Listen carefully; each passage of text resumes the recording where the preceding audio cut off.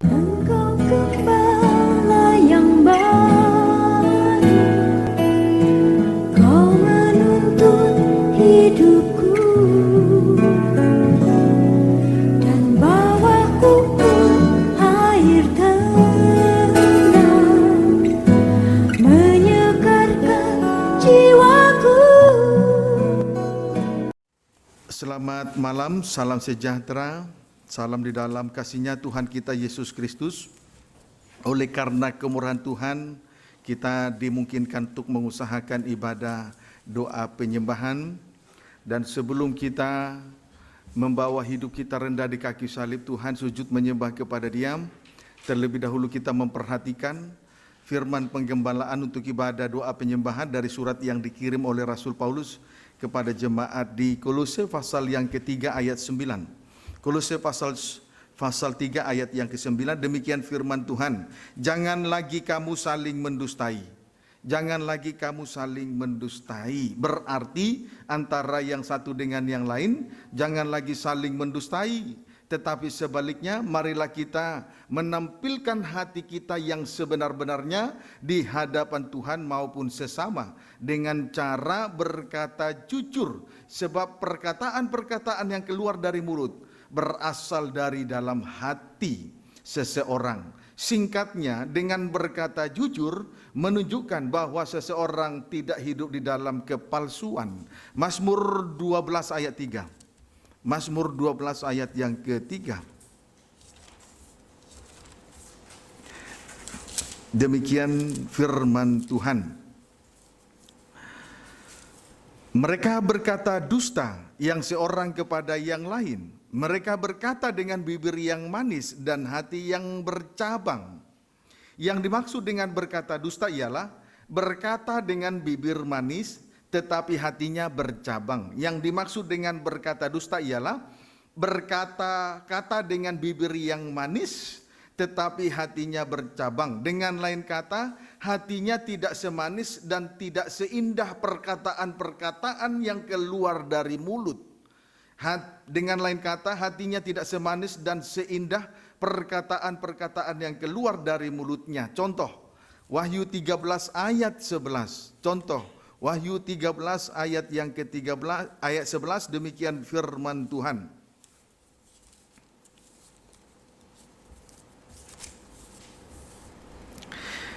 Binatang yang keluar dari dalam bumi. Ayat 11. Dan aku melihat seekor binatang lain keluar dari dalam bumi dan bertanduk dua sama seperti anak domba, dan ia berbicara seperti seekor naga. Di sini kita melihat seekor binatang lain keluar dari dalam bumi. Seekor binatang lain keluar dari dalam bumi.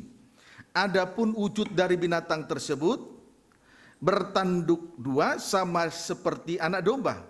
Jelas ini menunjuk hamba Tuhan atau pelayan Tuhan yang senantiasa mengadakan pelayanan atau membawa korban dan persembahan.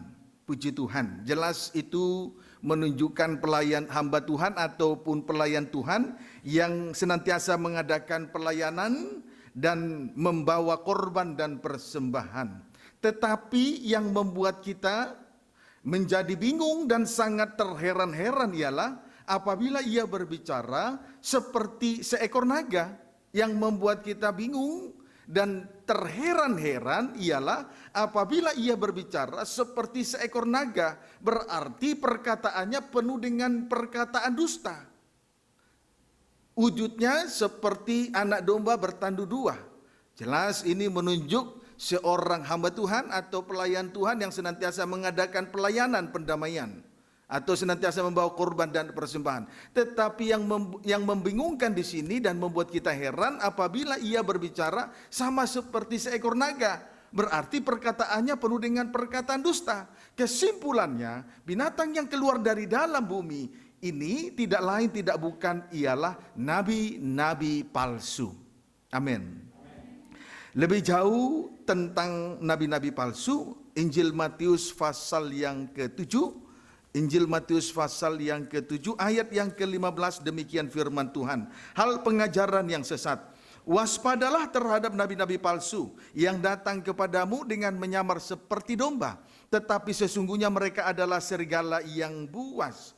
Sesungguhnya nabi-nabi palsu adalah serigala yang buas. Tetapi di tengah-tengah ibadah dan pelayanan, mereka datang dan menyamar seperti anak domba bertanduk dua. Tetapi yang pasti, apabila nabi-nabi palsu berbicara, persis seperti naga, penuh dengan perkataan dusta. Amin. Kita lihat itu di dalam 1 Timotius 4, sesuai dengan apa yang ditulis oleh Rasul Paulus kepada Timotius. 1 Timotius 4 ayat yang pertama sampai dengan ayat yang kedua, demikian firman Tuhan.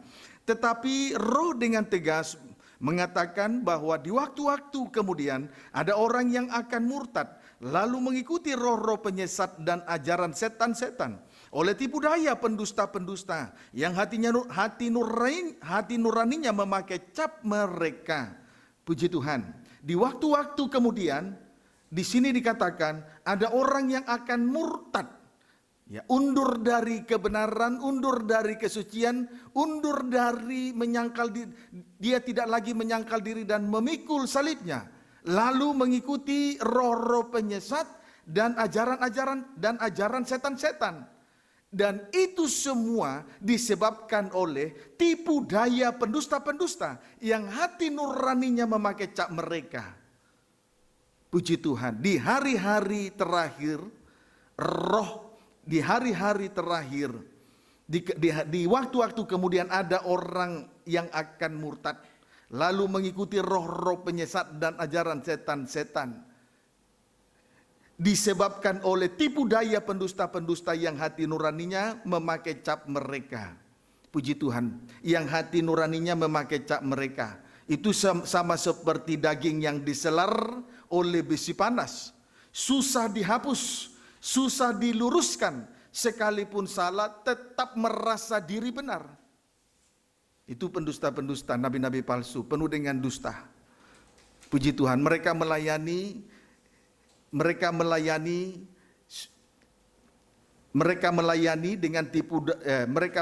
dengan hati nurani yang memakai cap mereka.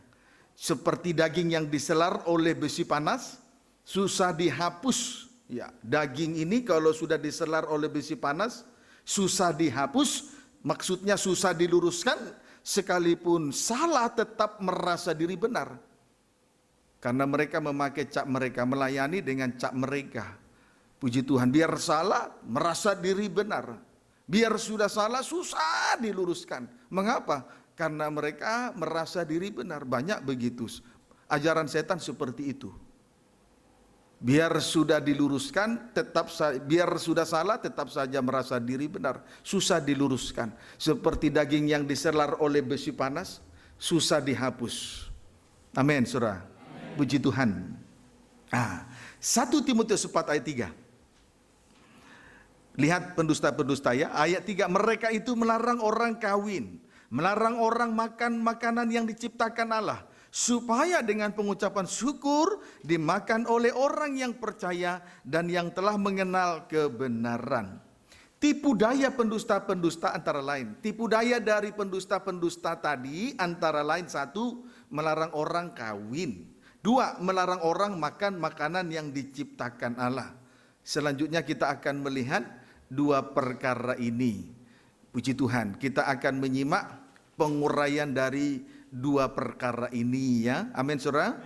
Bantu doa. Diawali dengan tentang melarang orang kawin. Tentang melarang orang kawin. Puji Tuhan. Perjanjian Lama dan Perjanjian Baru terdiri dari 66 kitab.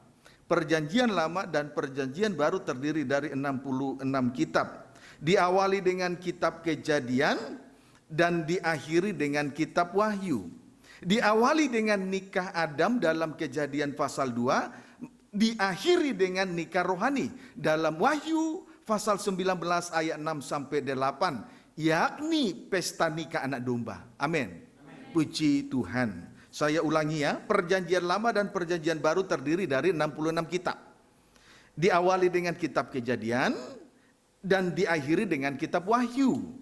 Kemudian isi dari seluruh Alkitab ialah diawali dengan nikah Adam, yaitu Kejadian pasal 2, kemudian diakhiri dengan nikah rohani, yaitu Wahyu pasal 19 ayat 6 sampai 8, yakni pesta nikah anak domba. Amin. Kesimpulannya, dari awal sampai akhirnya Alkitab berbicara tentang nikah atau perkawinan. Tetapi justru itu yang dilarang oleh pendusta-pendusta yang hati nuraninya memakai cap mereka.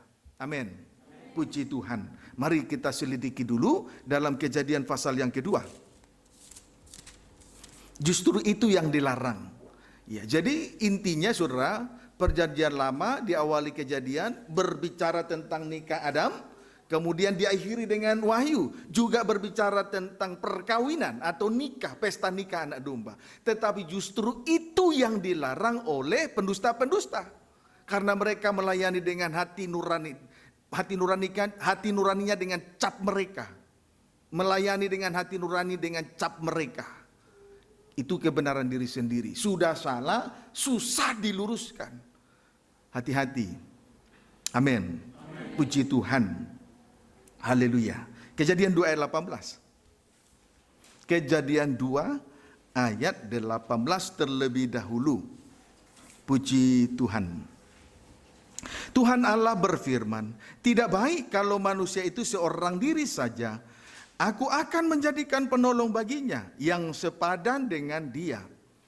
Puji Tuhan. Di sini jelas Tuhan Allah berfirman, tidak baik kalau manusia itu seorang diri saja.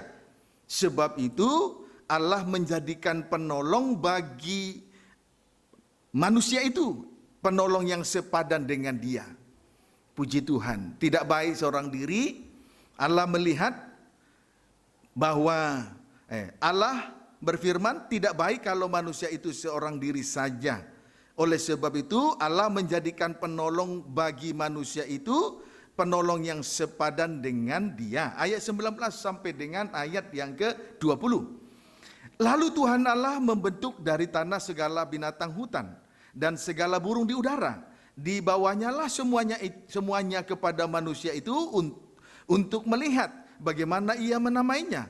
Dan seperti nama yang diberikan manusia itu kepada tiap-tiap makhluk yang hidup, demikianlah nanti nama makhluk itu. Ayat 20. Manusia itu memberi nama kepada segala ternak, kepada burung-burung di udara, dan kepada segala binatang hutan. Tetapi baginya sendiri ia tidak menjumpai penolong yang sepadan dengan dia. Lalu Tuhan Allah membentuk dari tanah segala jenis binatang, di darat, di udara, di laut.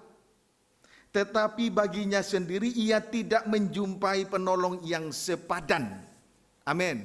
Tetapi Adam tidak melihat dari antara segala jenis binatang ini yang dianggap menjadi penolong yang sepadan. Puji Tuhan. Oleh sebab itu, lanjut kita membaca ayat 21 sampai 22. Lalu Tuhan Allah membuat manusia itu tidur nyenyak. Ketika ia tidur, Tuhan Allah mengambil salah satu rusuk daripadanya, lalu menutup tempat itu dengan daging. Dan dari rusuk yang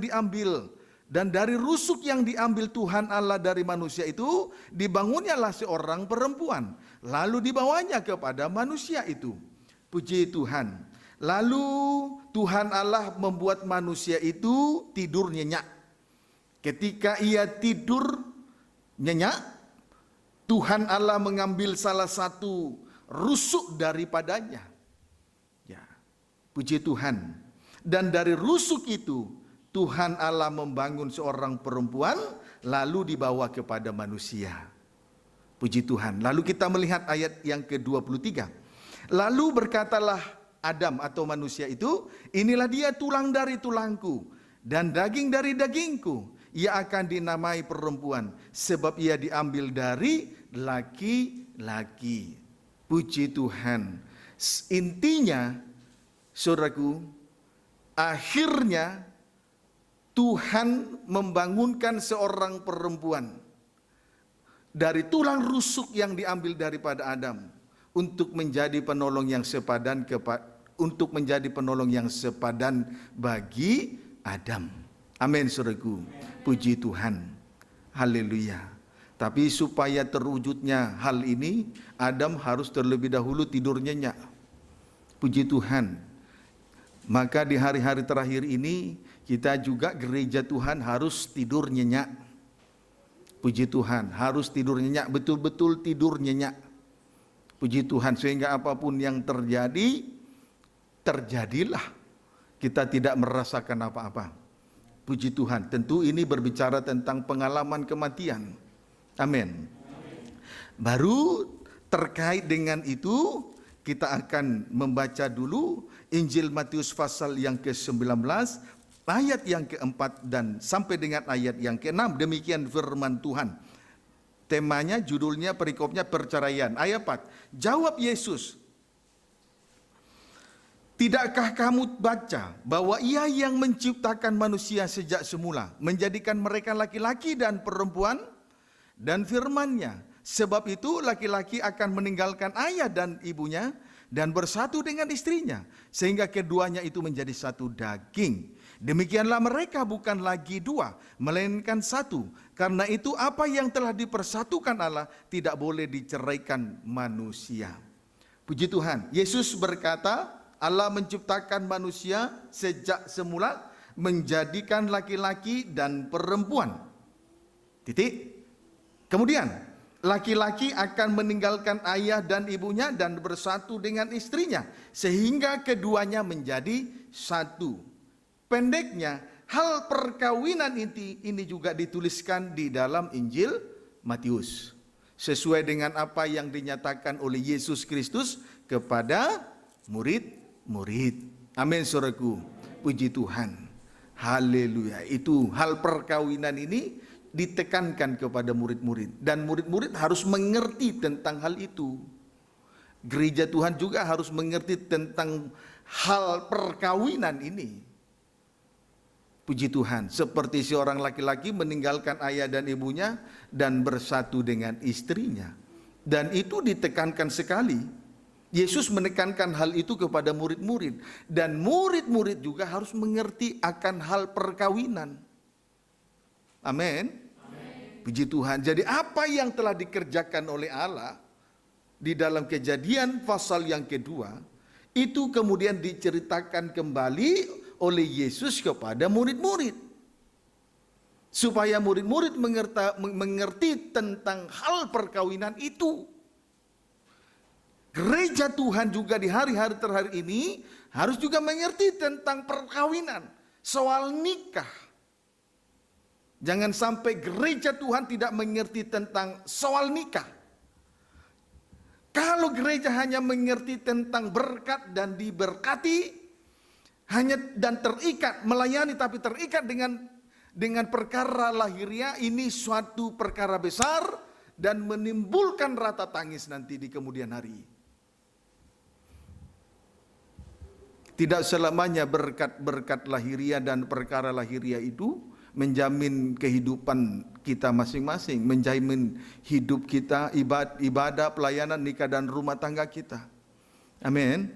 Jadi gereja harus mengerti hal nikah, seperti apa yang telah ditekankan oleh Yesus kepada murid-murid.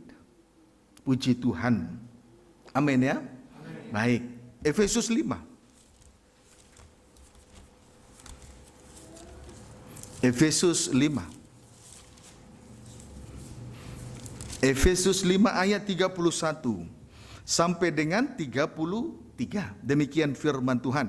Sebab itu laki-laki akan meninggalkan ayahnya dan ibunya dan bersatu dengan istrinya, sehingga keduanya itu menjadi satu daging.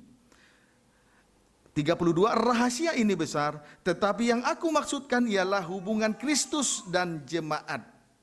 Ayat 33, bagaimanapun juga bagi kamu masing-masing berlaku, kasihilah istrimu seperti dirimu sendiri, dan istri hendaklah menghormati suaminya.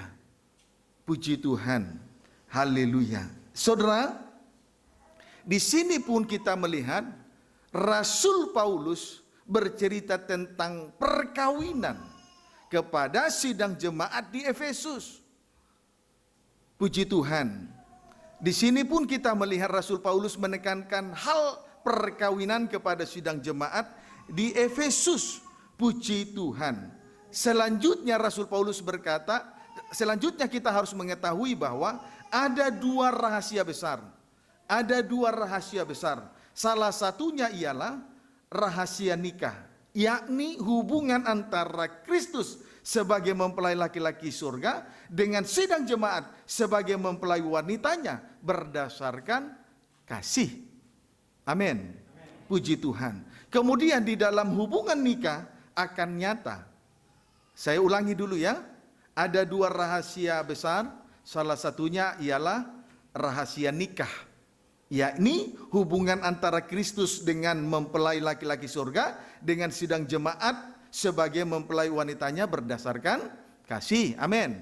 Puji Tuhan. Itu yang tertulis dalam Efesus 5 ayat 32. Di dalam hubungan nikah akan nyata. Perhatikan.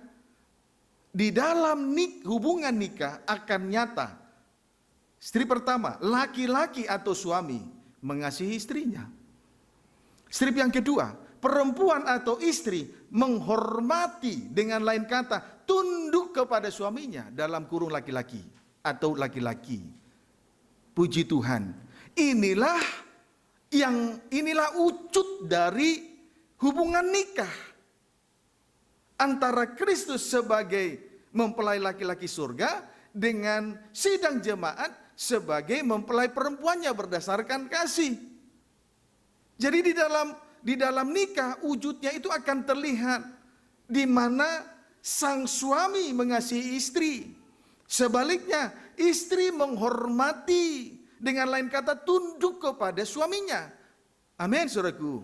Itu sebabnya apa yang telah dikerjakan oleh Allah di dalam Kejadian pasal 2 itu dinyatakan kembali oleh Yesus kepada murid-murid, yaitu hal penekanannya yaitu hal perkawinan.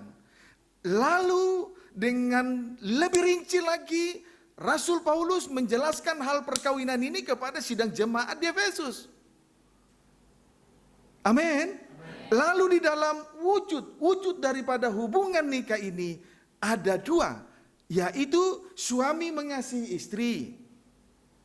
Sebaliknya istri hormat, dengan lain kata tunduk kepada suami. Inilah wujud dalam nikah. Maka kalau misalnya nabi-nabi palsu ini melarang orang kawin, maka sudah sangat jelas tidak sesuai dengan kebenaran firman Tuhan. Amin. Puji Tuhan. Haleluya. Nah, jadi saudara, supaya hal ini terwujud, supaya perkawinan ini terwujud, hal nikah atau perkawinan ini terwujud, laki-laki akan meninggalkan ayah dan ibunya dan bersatu dengan istrinya sehingga keduanya itu menjadi satu daging. Amin. Dalam hal ini Yesus telah meninggalkan surga yang mulia, atau telah meninggalkan kemuliaan, melepaskan kemuliaannya. Ia turun ke dunia supaya terwujudnya nikah antara Kristus sebagai mempelai laki-laki surga dengan sidang jemaat sebagai mempelai perempuannya berdasarkan kasih. Amin. Puji Tuhan. Haleluya. Inilah yang dialami oleh Adam yang pertama. Betul-betul dia tidur nyenyak. Betul-betul tidur nyenyak. Tandanya apa? Tidak pusing ketika meninggalkan kemuliaannya. Amin. Tidak pusing ketika meninggalkan kemuliaan, itu tidur nyenyak. Kalau dia mengerti tentang situasi kondisi yang ada di sekitar, itu bukan tidur nyenyak. Tidur nyenyak itu tidak pusing dengan segala sesuatu yang dia lepaskan. Dan itu sudah dikerjakan oleh Yesus 2000 tahun yang lalu di atas kayu salib. Dia melepaskan kemuliaannya. Dia turun ke dunia supaya terwujudnya perkawinan, hal nikah. Adam yang pertama juga sudah melakukan hal itu, tidur nyenyak. Sehingga Allah dapat mengadakan operasi besar-besaran. Allah mengambil satu tulang rusuk, dan dari tulang rusuk itulah Allah membangun perempuan dan diberikan kepada Adam. Puji Tuhan. Amin. Puji Tuhan. Nah, sekarang kita lihat dulu wujud dari kasih Kristus sebagai mempelai laki-laki surga. Tentang wujud dari kasih Kristus sebagai mempelai laki-laki surga, Efesus 5 ayat 25 sampai 29.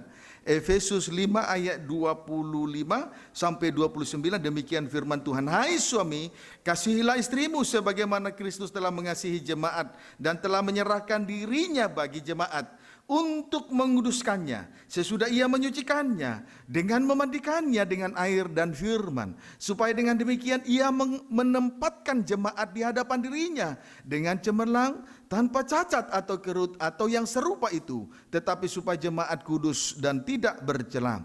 Demikian juga suami harus mengasihi istrinya sama seperti tubuhnya sendiri. Siapa yang mengasihi istrinya mengasihi dirinya sendiri, sebab tidak pernah orang membenci tubuhnya sendiri, tetapi mengasuhnya dan merawatinya sama seperti Kristus terhadap jemaat. Puji Tuhan. Wujud dari kasih Kristus ada dua. Yang pertama, sidang jemaat dikuduskan dengan memandikan dengan air dan firman. Amin. Dikuduskan, jemaat dikuduskan dengan memandikan dengan air dan firman Tuhan. Jadi dengan kelimpahan firman yang kita terima dalam setiap pertemuan-pertemuan ibadah, saudaraku, tujuannya adalah berarti dengan demikian Tuhan sedang menguduskan kehidupan kita ini. Amin. Tujuannya supaya menempatkan sidang jemaat di hadapan dirinya dengan cemerlang, tanpa cacat atau kerut atau yang serupa itu. Pendeknya sidang jemaat kudus tidak bercela. Inilah wujud dari kasih Kristus. Yang pertama, sidang jemaat dikuduskan dengan air dan firman. Sehingga dengan pemberitaan firman yang kita terima dengan limpah, supaya kehidupan kita ini, berarti Tuhan sedang menguduskan kehidupan kita ini. Amin. Tujuannya supaya kehidupan kita ini ditempatkan di hadapan dirinya tanpa cacat atau cela atau kerut atau yang serupa itu. Pendeknya sidang jemaat kudus tidak bercela. Yang kedua, mengasuh dan merawati sidang jemaat. Wujud daripada kasih Kristus ada dua. Yang kedua, mengasuh dan merawati sidang jemaat. Itu ayat 20, itu ayat 29 ya. Amin. Puji Tuhan. Mengasuh dan merawati sidang jemaat. Mengasuh berarti memberi didikan yang baik, yaitu lewat pengajaran salib. Kiranya jangan kita beralih dari ajaran yang benar yang kita terima dari Tuhan, yakni pengajaran salib, apapun resikonya. Kemudian merawati berarti menyembuhkan segala sakit penyakit sehingga kondisi rohani kita dalam keadaan sehat. Ya, merawati artinya menyembuhkan segala sakit penyakit sehingga kondisi rohani kita dalam keadaan sehat, tidak kekurangan suatu apapun. Rohani sehat berarti tidak kerohanian tidak dalam keadaan sakit. Ya. Amin, saudaraku. Ya, karena dirawat. Ya, dirawat berarti sembuh dari sakit penyakit dosa kejahatan, sembuh dari sakit penyakit dosa kenajisan. Puji Tuhan. Itulah wujud kasih Kristus yang kedua, lahir batin. Puji Tuhan. Sekarang wujud menghormati atau tunduk kepada suami. Ya, wujud menghormati atau tunduk kepada suami. Efesus 5 ayat 22 sampai 28. Sampai 24 maksud saya. Demikian firman Tuhan, ayat 22. Hai istri, tunduklah kepada suamimu seperti kepada Tuhan. Karena suami adalah kepala istri, sama seperti Kristus adalah kepala jemaat. Dialah yang menyelamatkan tubuh. Ayat 24, karena itu sebagaimana jemaat tunduk kepada Kristus, demikian jugalah istri kepada suami dalam segala sesuatu. Sidang jemaat harus tunduk kepada Kristus sebagai kepala dalam segala sesuatu. Demikian juga seorang istri tunduk kepada suaminya dalam segala sesuatu. Sama seperti sidang jemaat tunduk kepada Kristus dalam segala perkara. Amin. Puji Tuhan. Haleluya. 1 Korintus 11. 1 Korintus 11 ayat 7 sampai dengan ayat yang ke-8. Demikian firman Tuhan. Boleh ayat 6. Sebab jika perempuan tidak mau menundungi kepalanya, maka haruslah ia juga menggunting rambutnya. Tetapi jika bagi perempuan adalah penghinaan bahwa rambutnya digunting atau dicukur, maka haruslah ia menundungi kepalanya, rambut panjang. Ayat 7 dan 8. Sebab laki-laki tidak perlu menundungi kepalanya. Ia menyinarkan gambaran dan kemuliaan Allah. Tetapi perempuan menyinarkan kemuliaan laki-laki. Sebab laki-laki tidak berasal dari perempuan, tetapi perempuan berasal dari tulang rusuk laki-laki. Puji Tuhan. Ketundukan seorang istri kepada suaminya, ketundukan seorang istri menyinarkan kemuliaan laki-laki atau suami. Amin. Menyinarkan ketundukan seorang istri. Ya, saudara, ketundukan seorang istri menyinarkan kemuliaan laki-laki atau suami. Sebab perempuan berasal dari tulang rusuk laki-laki. Jadi seorang istri wajib tunduk kepada suami. Dengan hormat atau ketundukannya dengan ketundukan seorang istri, berarti menyinarkan kemuliaan laki-laki, itu sang suami. Sebab perempuan berasal dari tulang rusuk laki-laki. Dan kisah itu sudah kita lihat tadi dalam Kejadian pasal yang ke-2. Amin, saudaraku. Puji Tuhan. Sejenak 1 Petrus 3 ayat 1 sampai 6.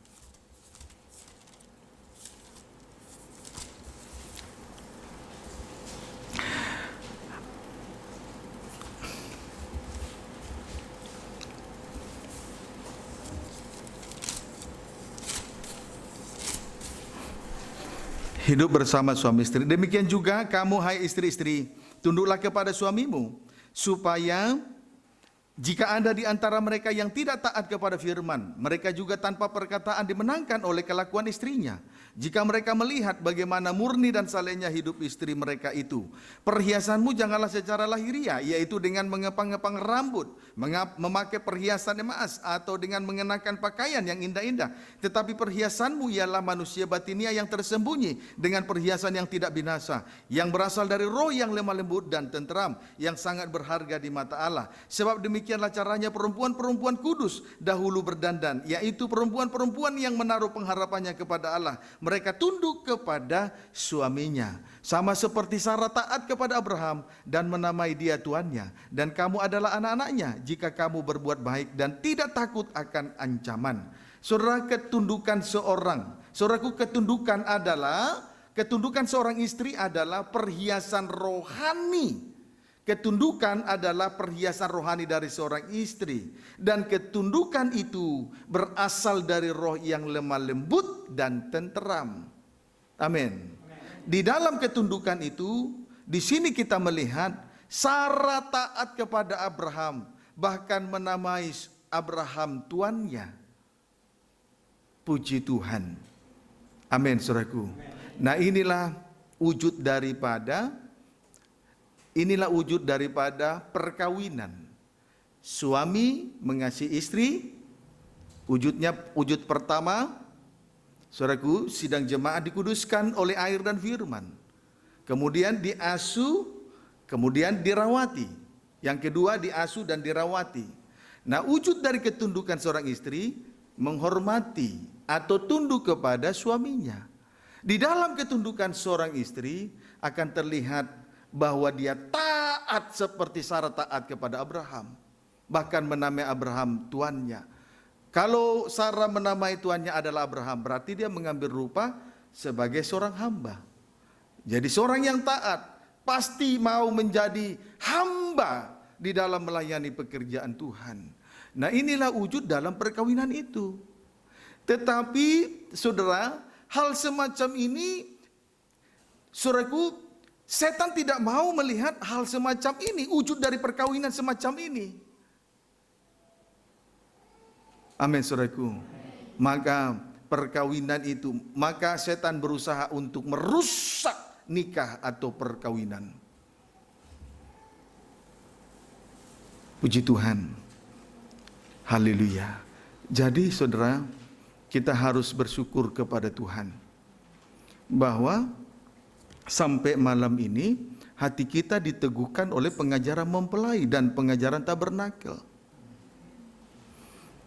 Jangan kita bergeser dari pengajaran mempelai dan pengajaran tabernakel apapun resikonya. Jangan keluar dari situ. Amin, saudaraku. Puji Tuhan. Haleluya. Jangan mau dikacaukan dengan cara-cara yang lain lagi. Puji Tuhan. Haleluya. Nah, jadi saudara, kita lihat kembali dulu Kejadian 3 ayat 4 sampai 6. Nah, itulah hal perkawinan, sehingga kita melihat wujudnya suami mengasihi istri, sedangkan istri tunduk kepada suami. Amin, saudaraku. Kalau ini nyata di dalam nikah dan rumah tangga, berarti suasana surga hadir dalam nikah dan rumah tangga. Suasana surga hadir di tengah ibadah dan pelayanan. Kalau itu nyata. Amin, saudaraku. Puji Tuhan. Tetapi kenyataannya, kita lihat dulu. Itu tadi pasal 2. Kejadian pasal yang kedua. Sekarang kita akan melihat Kejadian pasal yang ketiga. Puji Tuhan. Kejadian 3 ayat 4 sampai dengan ayat 6. Langsung saja. Tetapi ular itu berkata kepada perempuan itu, sekali-kali kamu tidak akan mati. Tetapi Allah mengetahui bahwa pada waktu kamu memakannya, matamu akan terbuka dan kamu akan menjadi seperti Allah, tahu tentang yang baik dan yang jahat. Perempuan itu melihat bahwa buah pohon itu baik untuk dimakan dan sedap kelihatannya. Lagi pula pohon itu menarik hati perempuan, menarik hati karena memberi pengertian. Lalu ia mengambil dari buahnya dan memakannya dan diberikannya juga kepada suaminya yang bersama-sama dengan dia, dan suaminya pun memakannya.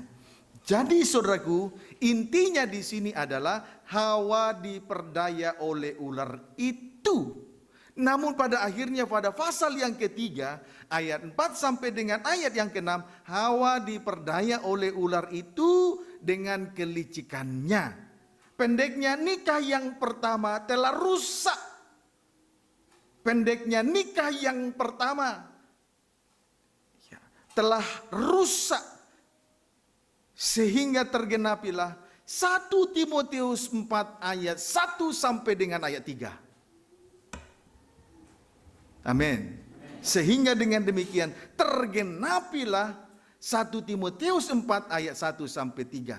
Sesuai dengan apa yang ditulis oleh Rasul Paulus kepada Timotius, anak kekasihnya, anak rohaninya.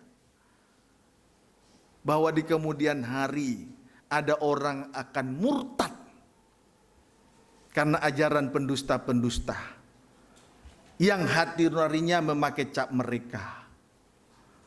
Apa ajaran pendusta? Melarang orang kawin dan melarang orang kawin.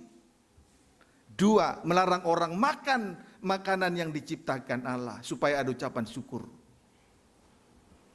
Jadi dalam hal ini sudah tergenapi apa yang sudah dinyatakan oleh Rasul Paulus kepada Timotius, anak rohaninya, anak yang dikasihinya. Kiranya dapat dipahami dengan baik. Amin, saudaraku. Puji Tuhan. Haleluya. Nah, jadi saudara, dengan demikian, setelah hal itu tergenapi, terjadilah banyak penderitaan di dalam nikah dan rumah tangga. Terjadilah kekacauan. Air mata tidak bisa lagi dibendung. Tangisan tidak bisa lagi dibendung. Karena nikah sudah dikacaukan oleh ajaran setan-setan. Oleh pendusta-pendusta dengan tipu dayanya yang melayani dengan hati nurani dengan cap mereka. Amin. Puji Tuhan. Nah, inilah yang harus kita waspadai. Kalau nikah ini rusak, sudah pasti. Kalau kita perhatikan dalam Kejadian pasal yang ketiga, akhirnya Adam mempersalahkan Hawa, selanjutnya Hawa mempersalahkan ular. Puji Tuhan. Singkatnya, nikah, di dalam nikah saling tuding menuding, saling mempersalahkan. Akibatnya kesusahan besar terjadi. Adam harus menerima kutuk, di mana tanah itu menjadi terkutuk, sehingga susah payah seorang suami mencari nafkah. Sedangkan bagi seorang istri, dia akan mengalami sakit bersalin. Penderitaan terjadi. Sebab itu kita bersyukur kepada Tuhan Yesus. Sejauh ini kita terus menikmati pengajaran mempelai dan pengajaran tabernakel. Amin, saudaraku. Puji Tuhan. Nanti saudara bisa baca itu dalam Kejadian pasal yang ketiga. Mulailah terjadi nikah yang sudah dikacaukan oleh ajaran setan-setan. Puji Tuhan. Suami mempersalahkan istri, istri mempersalahkan ular. Puji Tuhan. Kemudian tidak berhenti sampai di situ. Suami dikutuk, tanah dikutuk, akhirnya sang suami susah mencari nafkah. Kenapa suami susah cari nafkah? Karena itu kutuk yang dia terima. Kenapa istri jadi merasakan sakit bersalin? Karena itu juga penghukuman. Itu yang akan terjadi. Penderitaan demi penderitaan. Air mata tidak bisa lagi dibendung. Kesusahan terjadi. Air mata tidak bisa dibendung. Puji Tuhan. Sebab itu, kalau kita perhatikan di dalam 2 Korintus pasal 11, ayat terakhir, 2 Korintus 11 ayat 2, sebab itu, ayat 1, alangkah baiknya jika kamu sabar terhadap kebodohanku yang kecil itu, memang kamu sabar terhadap aku. Ayat 2, sebab aku cemburu kepada kamu dengan cemburu ilahi, karena aku telah mempertunangkan kamu kepada satu laki-laki untuk membawa kamu sebagai perawan suci kepada Kristus. Di sini kita melihat Rasul Paulus sedang berjuang keras untuk mempertunangkan sidang jemaat di Korintus kepada satu laki-laki. Dan Rasul Paulus sedang berusaha membawa sidang jemaat di Korintus untuk menjadi sebagai perawan suci kepada Kristus. Itulah mempelai laki-laki surga. Sebab itu jangan mau kita digeser dari pengajaran mempelai. Amin, saudaraku. Puji Tuhan. Ayat yang ketiga. Tetapi aku takut kalau pikiran kamu disesatkan dari kesetiaan kamu yang sejati kepada Kristus. Sama seperti Hawa diperdaya oleh ular itu dengan kelicikannya. Saudaraku, apa yang dikhawatirkan oleh Rasul Paulus adalah kalau pikiran daripada sidang jemaat ini disesatkan dari kesetiaan mereka yang sejati kepada Kristus, yang adalah kepala dan mempelai pria sorga. Sebab itu biar kita terus mempertahankan pengajaran mempelai dan pengajaran tabernakel. Amin. Dalam 2 Korintus 11 ayat 2, Rasul Paulus adalah pelayan Tuhan di dalam hal memberitakan pengajaran mempelai. Kemudian kalau kita perhatikan dalam 2 Korintus 12 ayat 1 sampai 4, Rasul Paulus adalah seorang pelayan Tuhan di dalam hal memberitakan pengajaran tabernakel. Dan itu bisa juga dibuktikan di dalam Ibrani pasal yang ke-9. Sebab itu, kekhawatiran yang terbesar daripada Rasul Paulus kepada sidang jemaat di Korintus adalah apabila pikiran mereka disesatkan dari kesetiaan mereka kepada Kristus. Sebab itu, biar kita terus mempertahankan Kristus sebagai kepala, mempelai pria surga, di mana sidang jemaat sebagai mempelai perempuannya sebagai mempelai perempuannya di dalam berdasarkan kasih lewat pengajaran mempelai dan pengajaran tabernakel. Biar kita terus menempatkan Kristus sebagai kepala, sebagai suami dengan cara mempertahankan pengajaran mempelai dan pengajaran tabernakel. Jangan mau digeser dengan ajaran lain. Jangan mau diiming-iming dengan perkara lahiriah. Amin. Biar kita terus menempatkan Kristus sebagai kepala. Lihat, memang sudah tergenapi nanti di hari-hari terakhir. Tetapi sebelum hal itu terjadi, Tuhan sudah peringatkan kita malam ini. Bukankah itu merupakan perhatian yang besar dari Tuhan kepada keluarga Allah, sidang jemaat GPT Betania Serang dan Cilegon? Melebihi daripada apa yang kita punya.